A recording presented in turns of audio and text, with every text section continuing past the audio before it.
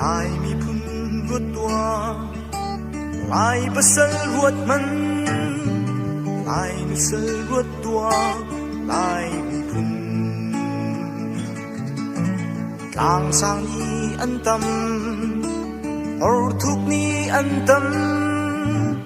or phun tâm pi rong kan ghi về man se lang sang or thuk na le or phun tâm pi kan ghi ruang thầy đàn em tai nắp để rong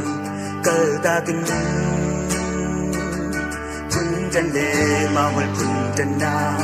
thầy đàn na nông bứt vía về lại mi phun lung thiên na sinh đi la se lung khát tin đi thì chẳng một gì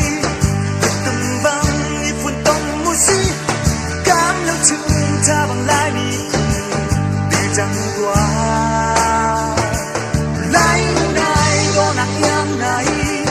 lại đi phun đôi đôi cha sẽ lại bắt giờ như giờ nào cha tên vẫn chẳng qua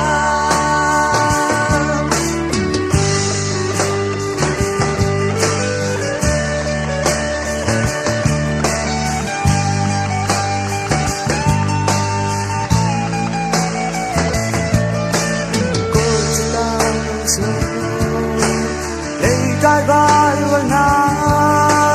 lại phun ra giấy nắng tỏa năm mi lại đâm dấu sức mi lại phun cần gì nắng luôn phát lớn chân dưới dây ôm tim đắm say dần lại như trái tim vượt qua bằng lấy cây lại đâm ra lúc cảm nào khi bị tê về đi cảm nắng chôn ra bằng kia một theo vang kia chiều chung luôn chẳng một gì lúc khát đi thì chẳng gì từng băng từng tâm một gì cảm nắng chôn ra bằng lại thì chẳng qua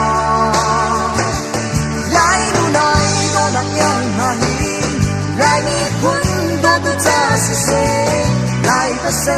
sẽ nó tha tin được chẳng qua người cuốn đắng vẫn cần hai lại lâu cần lại lắm chiều vì chẳng sẽ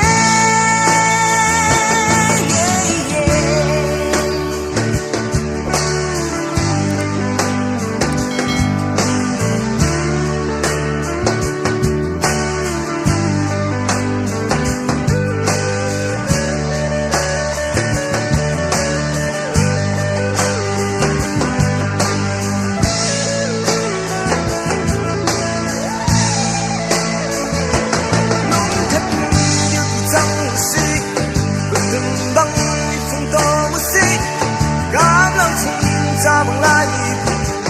được chẳng qua lại đưa lại đôi nặng nhang này lại đi phun đôi tôi ra sẽ lại bắt say na cha tên được chẳng qua lúc nhất như chẳng gì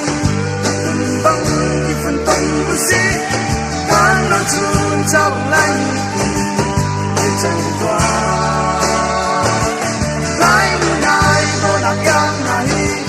lại đi phun đôi đôi cha sẽ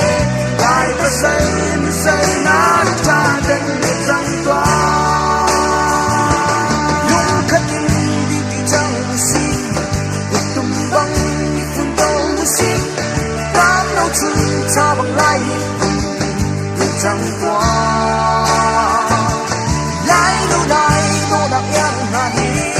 lại đi phun đôi đôi cha sẽ lại bắt say nó